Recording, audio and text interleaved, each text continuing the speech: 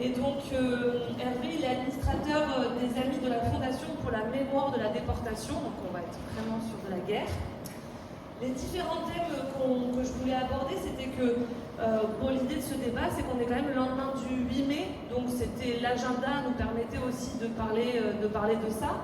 Donc Hervé a dû sûrement faire le tour de tous les mémorials hier. Aussi, on est dans un contexte international où il y a des conflits dans le monde autant qu'à la Seconde Guerre mondiale, donc on est vraiment dans une période de guerre très forte. Et l'engrais chimique est un enjeu de ce climat-là. On pense au détroit d'Ormuz où on dit un tiers des engrais azotés passent par là. Donc voilà, ça accentue ces conflits. Aussi aujourd'hui, il y a une manifestation pour le Sahara occidental à Toulouse. Et le Sahara occidental subit une occupation aussi du fait de minerais de phosphore qui sont présents sur place et sur lesquels les pays coloniaux n'ont pas envie de lâcher. Je veux avoir aussi une pensée pour l'Ukraine qu'on appelle le grenier de l'Europe. Et aussi nous sommes vraiment pas loin d'AZF qui a une histoire, Toulouse a une histoire particulière quand même avec, donc on a parlé hier de ONIA et on a parlé aussi d'AZF. C'est un territoire qui a subi de plein fouet cette production de bombes azotées et d'engrais par la suite et la catastrophe qui en a suivi. Et c'est un petit peu tous les sujets qu'on veut aborder.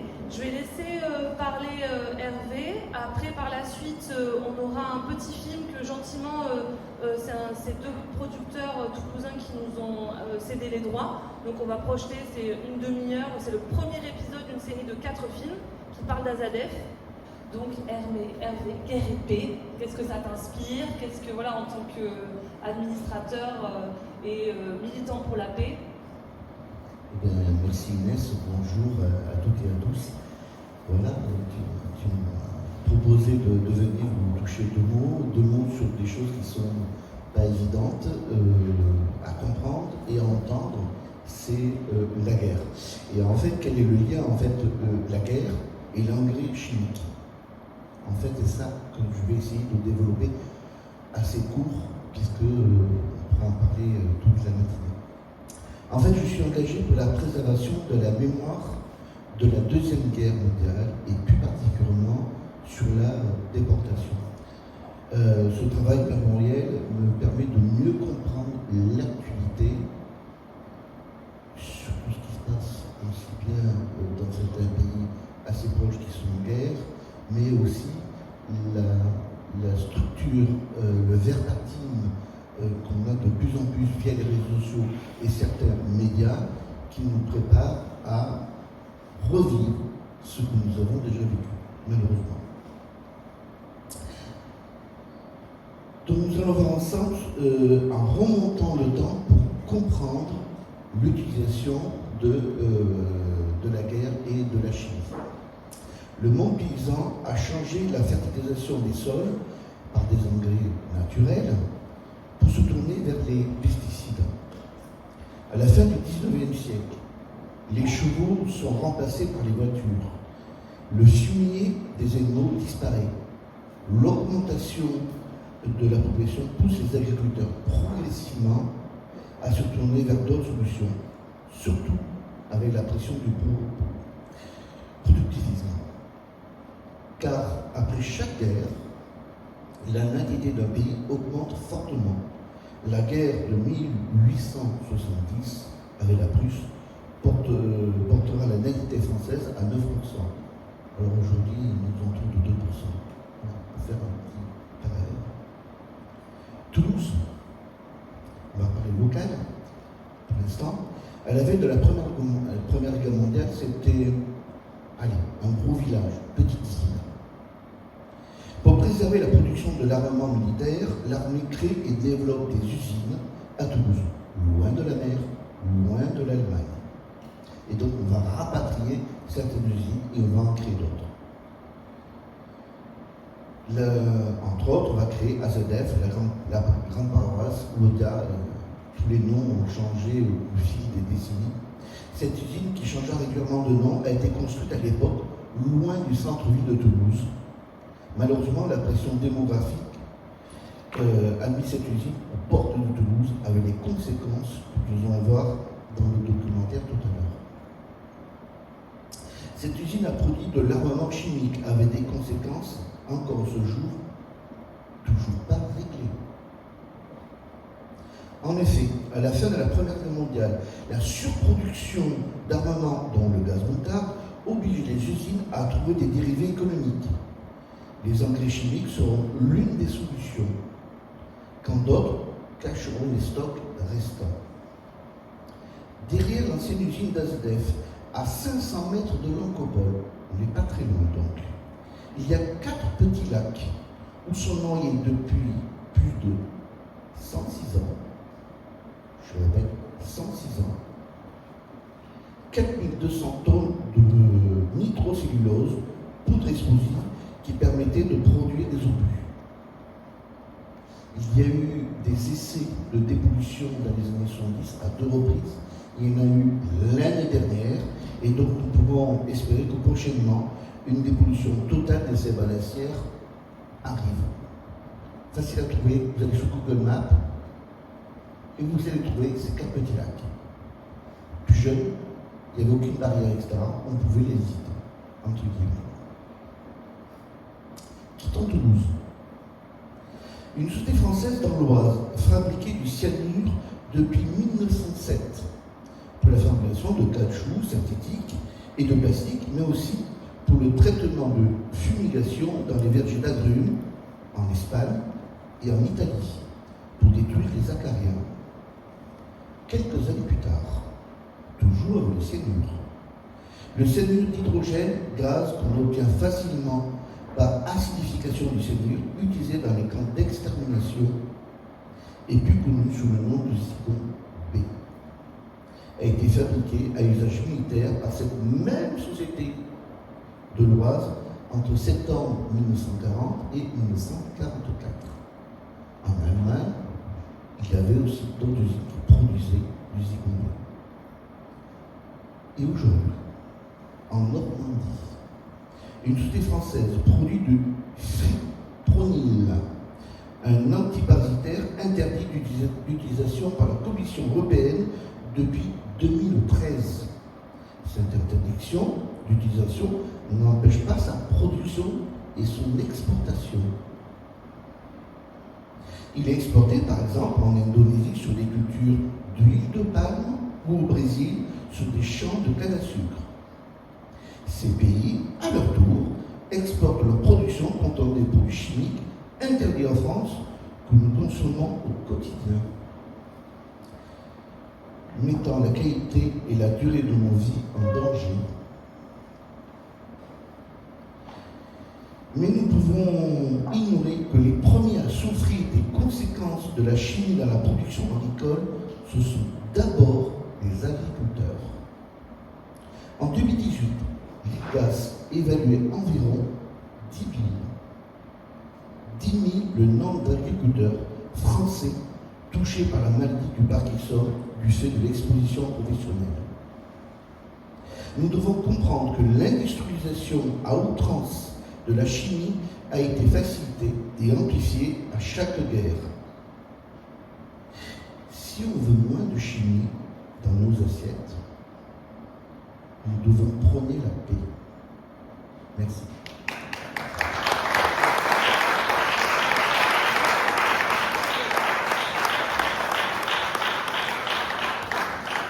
Ça fait une bonne introduction justement sur cette idée qu'on veut développer tout à l'heure de carte mentale de les agriculteurs, comment on importe, comment on exporte, comment on se nourrit, qu'est-ce qui rentre dans notre territoire, qu'est-ce qui en sort et quelle finalité. Merci beaucoup Hervé. Donc on va passer le petit film et puis après on aura un petit temps ensemble.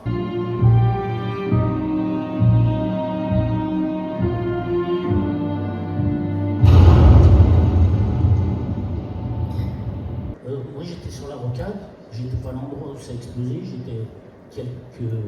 j'étais à 3 minutes avant, donc j'ai échappé à l'explosion et je me suis retrouvé pris dans un bouchon gigantesque avec cette espèce de massacre devant. En fait, j'étais maçon, je travaillais sur un toit. Vous avez vu des photos des toits.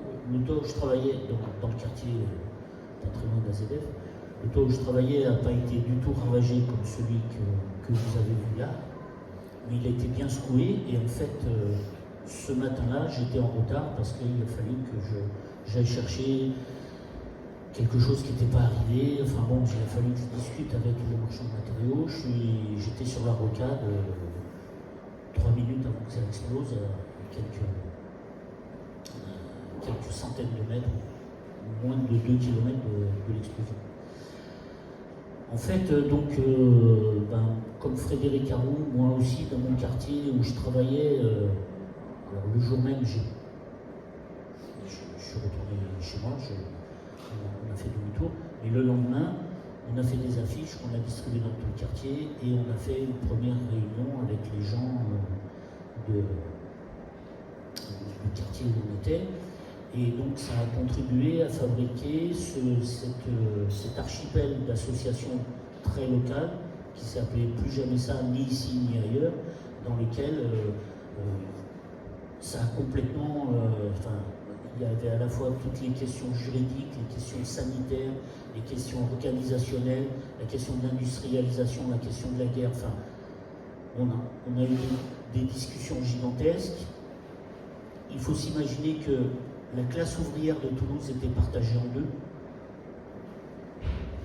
Et donc vous avez vu Mignard, qui était le syndicat CGT de l'usine, qui a défendu bec et ongle, et qui défend encore maintenant le fait que cette usine n'aurait pas dû être fermée, que c'est une explosion qui vient de l'extérieur, etc. Donc les attentats des Arabes et tout ça, on en a eu par-dessus la tête. Et puis il y avait d'autres gens. À un moment, on voit une scène dans l'entrepôt de l'entreprise qui s'appelait la Selvat, qui fait le transport en commun dans la ville. La CGT de cette ville, de cette usine, disait « c'est fini, vous vous fermez et vous disparaissez, plus jamais on veut vous voir ici ». Donc la CGT, FO, la CFDT, tous les syndicats étaient partagés en deux, avec ceux qui défendaient l'emploi coûte que coûte, et les autres qui disaient on tourne la page, on passe à autre chose, on a fait une connerie avec cette histoire. Donc ça c'est le fond. Et après ça, donc, l'enchevêtrement, c'est Total, Arkema, Grande Paroisse. Donc cette usine appartenait à une entreprise qui s'appelle Grande Paroisse. Grande Paroisse, c'est un quartier de Rouen dans lequel on fabrique de l'azote aussi, qui appartenait à 99,5% à une société qui s'appelait Arkema, qui appartenait elle-même à une société qui s'appelle Total, dont vous avez peut-être entendu parler, à 99% aussi. En fait, le directeur de l'usine de Grande Paroisse avait le choix pour des investissements jusqu'à 40 000 euros, et au-dessus de 40 000 euros, c'était chez Total que ça se décidait. Donc, nous, les sinistrés civils, on a défendu l'idée que c'était Total le coupable. Il n'y a jamais eu moyen de faire appliquer Total. On a essayé plein de trucs, enfin bon, je ne vais pas m'éterniser là-dessus. C'était pas possible.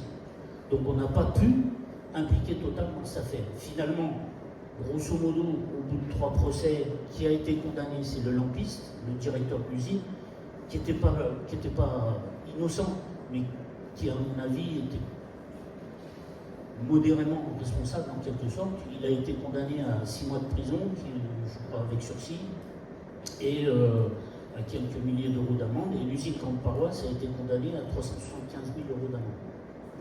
En fait, dans ces procès, alors, j'ai beaucoup découvert sur la justice en France, mais dans ce procès, grosso modo, la stratégie de Total, ça a été d'inventer n'importe quoi tout au long des 20 ans qu'ont duré tous les procès pour essayer de faire croire à n'importe quoi.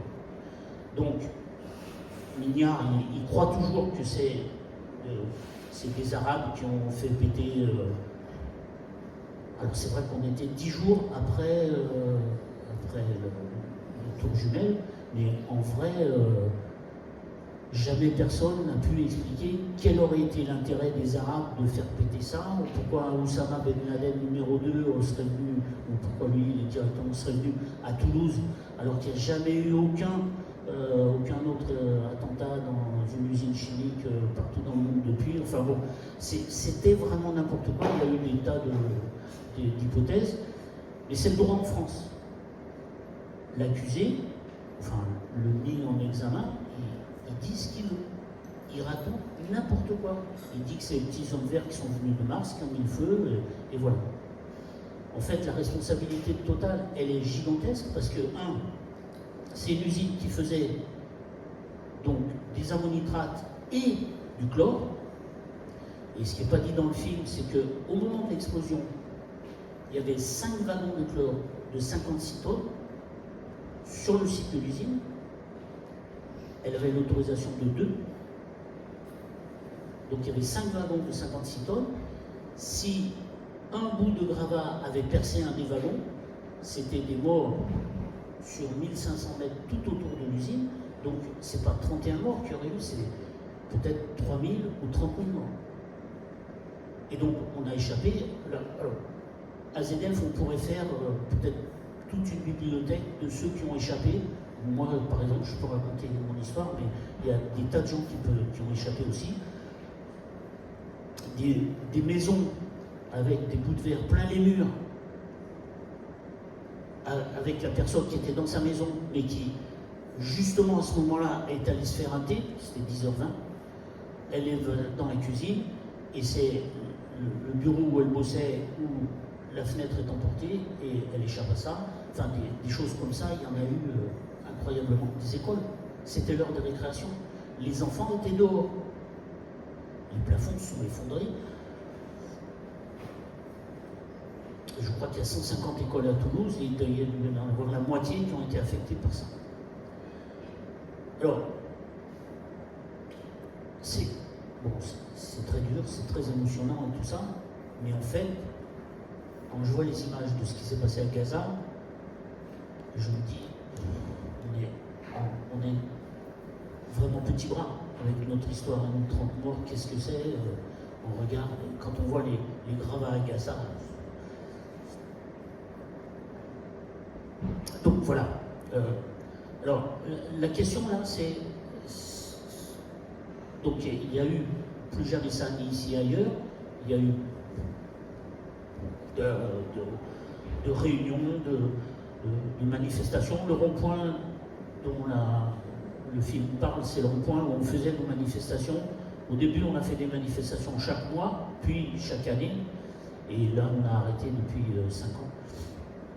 Et donc, en 2003, pour le 21 septembre, pour le 2e anniversaire, on a fait une grande manifestation, une fête avec beaucoup de stands, d'un tas d'associations environnementales et tout ça, sur la prairie des Filtres, donc à côté du pont qu'on voit beaucoup sur ce document. Et là, donc, on a installé des toilettes sèches. Et c'était la première fois qu'il y avait un événement public dans lequel il y avait des toilettes sèches. Et donc, on avait à la fois des cabines et on avait des bottes de paille sur lesquelles on pouvait pisser et tout ça. Et ça a permis d'engager beaucoup la discussion. Et du coup, pendant 2 ans qui ont suivi, on s'est baladé avec nos toilettes sèches dans différents événements. Et je pense que ceux qui ont maintenant des entreprises qui font des toilettes sèches événementielles sont au courant de ça, parce que finalement, je pense qu'en 2003, c'était la première fois que ça se passait en France. Alors, la dénonciation, enfin le lien entre l'azote. Alors, dernière chose, après je rends le micro. Dans cette usine, ils fabriquaient de l'azote industriel et de l'azote militaire. Donc, les discours sur l'azote, ils faisaient de l'azote agricole et de l'azote dit industriel, qui est en fait de l'azote militaire. Et donc, le discours sur on bosse pour nourrir le monde, je ne vous dis pas combien de millions de fois on a pu l'entendre, Et en fait, on fait de l'azote pour détruire le monde, on ne l'a jamais entendu. C'est-à-dire qu'il faisait les deux, mais il n'y en avait qu'un qui était digne de passer dans la communication. Ce discours sur en fait, l'azote agricole, c'est de l'azote à 33%. À partir du moment où il a 35%, il devient militaire. Donc vous voyez que la marge, elle est vachement faible entre les deux. Et donc, en fait, ce qui s'est passé, c'est qu'il y avait des déchets de production à chaque fois. Et donc, il y a eu du mélange probablement entre du agricole et de l'industriel. Et il y a eu probablement aussi des mélanges de chlore. Ce qui a fait qu'avec l'humidité de l'air, ça a produit du trichlorure d'azote qui produit un gaz auto-explosif. Et dans ce gros tas de 500 tonnes d'ammonitrate d'urobut, ça a fermenté et c'est ça qui a explosé. Alors le coup de on ne sait pas tout, je pense que s'il y a des choses qu'on ne sait pas, c'est parce que Total les a cachées. Sinon on sait tout. Enfin, les gens qui sont un peu pointus en chimie, alors c'est pas moi, hein, mais les gens qui sont un peu pointus en chimie, ils ont reconstitué, entre autres le CNRS de Poitiers, ils ont reconstitué les mélanges possibles et les explosions, et on sait très bien ce qui s'est passé. On sait parfaitement ce qui s'est passé, et en plus de ça, dans la loi française sur les institutions, sur les installations critiques pour l'environnement, quand il y a une explosion, ça doit être à l'industriel d'expliquer. C'est-à-dire qu'il a la mission de monter une commission d'enquête et d'expliquer ce qui s'est passé. Et donc, il aurait dû fournir quelque chose d'intelligent. Il ne l'a pas fait. Il a envoyé une commission et il y a eu 7 personnes du staff central de Total, donc qui sont venus de Paris.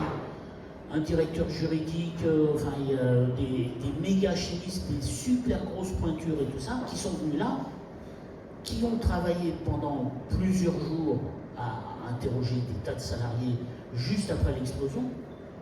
Et au bout de ces plusieurs jours, ils ont dit, en fait, on ne sait pas, ce qui était déjà complètement révoltant, mais pire que ça, en fait, si on a pu savoir ce qui s'était passé, c'est grâce à une femme qui était inspectrice du travail et qui, elle aussi, a fait des entretiens avec des salariés et qui a recueilli des informations. Et elle avait une conviction au bout de 4 ou 5 jours. Et elle les a transmis à l'occasion d'une rencontre complètement fortuite au commissaire de police qui était chargé de l'enquête 3 semaines après. C'est-à-dire qu'en fait, dès le premier jour, la commission Total savait ce qui s'était passé. 4 ou 5 jours après, la sécurité sociale et l'inspection du travail savaient ce qui s'était passé. Et il a fallu 3 semaines pour que ça arrive à la police. C'est-à-dire que pendant 3 semaines, la commission Total a caché des choses. Et il n'y a même pas eu moyen de les impliquer dans une tentative de procès pour les faire condamner pour entrave à la justice. Donc, alors aujourd'hui, ce que vous entendrez si vous interrogez des gens ici dans la rue, c'est que on ne sait pas. C'est pas vrai. On sait absolument ce qui s'est passé. On sait complètement ce qui s'est passé. Enfin, dernière anecdote, et après je rends le micro vraiment. Donc il y a eu des commissions de surveillance des sites qui ont été montées derrière, enfin bon, la concertation, tout ça. On ne concerte pas avec une usine d'explosifs, je veux vous dire, il n'y a pas de concertation possible. Donc dans cette concertation, un jour, il y a le capitaine des pompiers de la région toulousaine qui est venu témoigner. Donc ils étaient à Colomiers. Colomiers, c'est à côté d'Airbus, donc c'est à une petite dizaine de kilomètres du site d'AZF. Tout le staff de toutes les casernes de pompiers avait une espèce de gros brainstorming, je ne sais pas, donc ils étaient là en train de bosser, et d'un seul coup ils entendent l'explosion. Donc, première seconde d'un peu de sidération, puis on téléphone à droite, à gauche, et toutes les casernes qui étaient là près de l'explosion, enfin les 2 casernes, pas de réponse. Les pompiers dans les usines, pas de réponse. Donc là, ils se disent, il y a un truc. Donc en fait, ils arrivent sur un téléphone portable individuel à joindre un pompier qui était monté sur la tour où on fait sécher les tuyaux et qui voit le nuage qui se développe au-dessus d'AZF. Alors il y avait 2 usines, il y avait AZF et il y avait la SNPE, la Société Nationale des Poudres et Explosifs, qui faisait le gaz qu'on dit gaz moutarde, en fait, donc l'hypérite, le gaz pour tuer, et donc qui était juste à côté, l'une était à côté de l'autre, et donc en fait les pompiers sont partis et ils sont allés à la SNPE, parce que moi aussi j'ai pensé que c'était la SNPE qui avait explosé. Je ne savais pas que les engrais pouvaient exploser. Et donc ils sont allés à la SNPE, on leur a dit non, non, c'est pas là, c'est à côté. Ils sont arrivés à l'usine d'AZF, il y avait 2 portes, la porte A, la porte B. En fait, la porte A, c'est la porte où les ouvriers sortaient, et la porte B, c'était les cadres. Ils sont arrivés à la porte B, il y a des cadres qui sortaient, les cadres qui sortaient ont dit aux pompiers, partez d'ici, tout va exploser dans quelques minutes.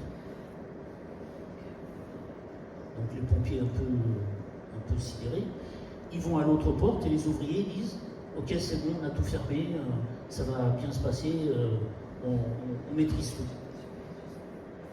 Le capitaine des pompiers, il a le choix entre 2 avis qui viennent de 2 personnes différentes du même accident. Alors comme consigne, ils ont surtout ne pas faire confiance à quelqu'un qui vient de se ramasser une explosion comme ça, parce que évidemment il est choqué et évidemment il peut dire n'importe quoi.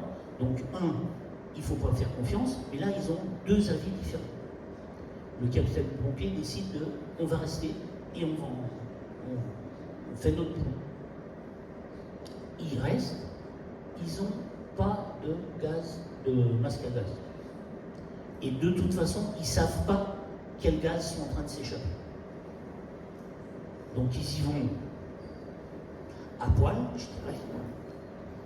Ils téléphonent à Paris, au ministère de l'Intérieur, enfin, téléphonent à plein d'endroits, personne ne sait rien. C'est-à-dire que non seulement c'est une usine qui est délirante, parce qu'on fabrique du chlore et de l'ammonitrate agricole et militaire tout ensemble, mais en plus de ça, il y a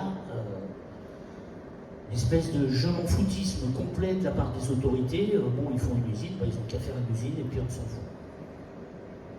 Et en fait, on s'est trouvé face à une espèce de, je dirais presque un boulet d'étranglement du capitalisme, de l'industrie et donc des questions militaires, tout mélangé ensemble.